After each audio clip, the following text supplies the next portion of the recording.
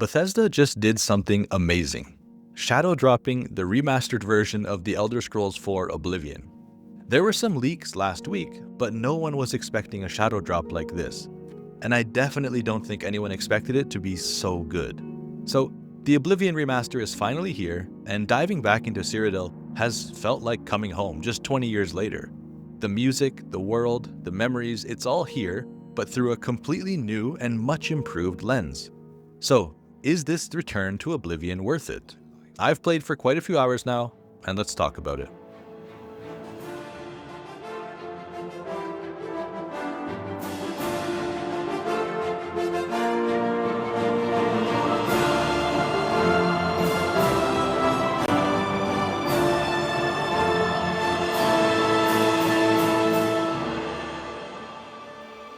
First off, let's talk about the nostalgia, because this game just gets it right.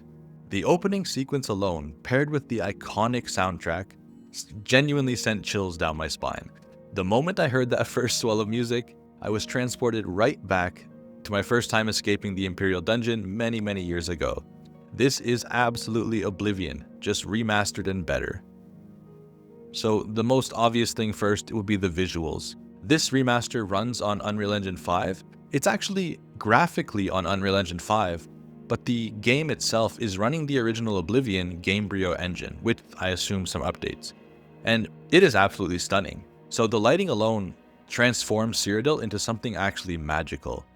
You can be wandering through dense forests, exploring some ancient ruins, or just watching the sun rise over the Imperial City, and the game world feels alive in a way that it never did before. Or it feels like how I thought it felt 20 years ago. I pushed the graphics as high as I could on my setup, which is basically a budget setup.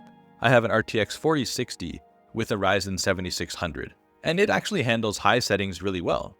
I did crank it up to Ultra just to see what it could do, and after about an hour of dungeon crawling, I actually blue screened my PC. So just a fair warning, Ultra is quite graphic intense, but even on high, the game looks incredible.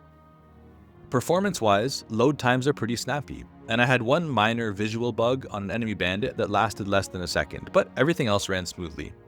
The remaster also comes with a solid array of graphic settings like FOV sliders for first and third person perspectives, and speaking of third person, they actually redid the third person camera and it feels so much better than the original. I've been switching between first person and third person about 50-50 because they both feel really great to play, and Bethesda said they took some hints from the Starfield third-person camera and put it into this remaster, and yeah, it feels really great. Except for the sprint mechanic. The sprint animation is very strange, and your guy looks pretty funny as he sprints across the land, but whatever. Combat has also seen a noticeable improvement, especially archery. If you've ever played Skyrim, you know what a stealth archer is. I love to play a stealth archer. I know it's memed all the time, but it genuinely is my favorite way to play, and the archery feels really great. Landing a long-range shot feels rewarding in a way that I think the original never quite captured, or I've just forgotten over the years. Melee combat also feels weighty and more responsive, and the core gameplay loop itself remains intact. The quests and worlds and factions, it is all here, just with better tools to engage with it. Somebody mentioned that the Gamebryo engine, the actual underlying Oblivion engine, is still there, and everything's just built on top of it with this fresh coat of paint from Unreal Engine 5. And it definitely feels like that. You know that you're playing the old Oblivion game, just with basically everything else modernized. And it's something incredible. It's hard to describe, but I'll talk more about it in a bit. Next, I want to talk about the audio. The remaster doesn't just rely on nostalgia here, it actually elevates it and improves upon it. The environmental sounds, the dungeon echoes, the ambient noises, they've all been enhanced to create a rich and more immersive soundscape. And the voice acting is actually really improved as well. So they took a lot of the original voice actors, but they also re-recorded many lines and actual different lines for all the different races. And so walking into houses or talking to people in taverns feels more natural and engaging. And I actually found myself talking to every NPC just to experience the new delivery. After spending, hundreds of hours in Oblivion as a teenager, coming back now and to listen to everybody speak and see their face in much more detail, it's really special. So the UI and the leveling system have also been refined. So it still contains the core Oblivion mechanics like choosing your birth sign and your class, or you can create a custom build based on your preferred major skills, but everything feels a bit smoother. And I haven't fully dug into the build crafting yet, I'm not far enough in yet, But from what I've experienced, it feels like a solid evolution that does respect the original game while still streamlining the experience a bit. There were a lot of complaints about Oblivion's leveling system when it first released and even to this day, and I think they've done a good job improving on that. There's also a new sprint feature, like I mentioned, and sprinting is helpful it's like a modern touch. There are other modern touches that really help align the remaster with current gaming trends, but without losing the soul of the original Oblivion game and what makes it Oblivion.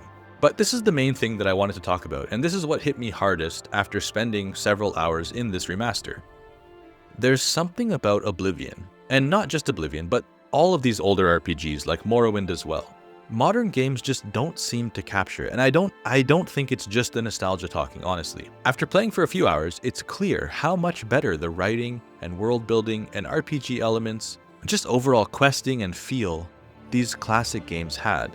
Exploring the first town of Coral, joining the Mages Guild and joining the Fighters Guild, listening to the characters speak and soaking up all the lore, I really just wanted to sit there and listen and absorb the world. More than I did in Skyrim, and much more than I have in most modern RPGs. So Virtuous and Bethesda have somehow recaptured this magic and given it this incredible new look and new coat of paint, with just enough modern features to make it still feel fresh. And genuinely, I am in awe. I'm probably overhyping it, I definitely am, but honestly, I can't help myself. I can already see myself playing this for hundreds of hours. I'm only level 5 at the moment, and I'm planning my next character already. There's something about it. There's something about this experience that is special. And I do apologize if I'm rambling, but for anyone who played this game back in 2006, there is a real kind of magic happening here, and I think it's something you need to experience for yourself. I just wish I had booked more time off work.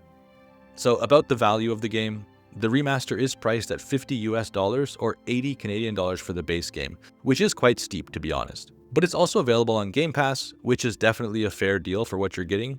You can buy the deluxe edition, which includes the horse armor as kind of a meme, I don't know.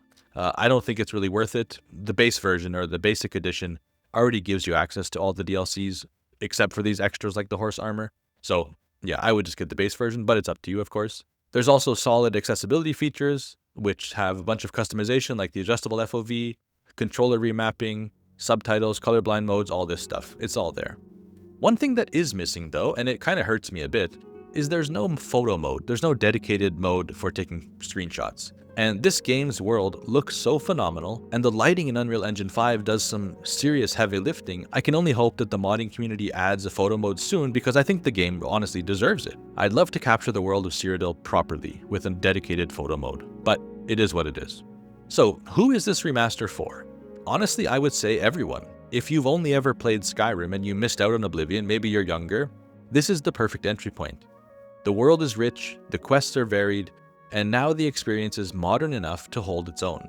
And for returning players like me or players who have played the previous Elder Scrolls games, this is actually heaven. This feels like the definitive way to replay one of the best RPGs ever made. This isn't just a nostalgia trip, even though it feels like it sometimes.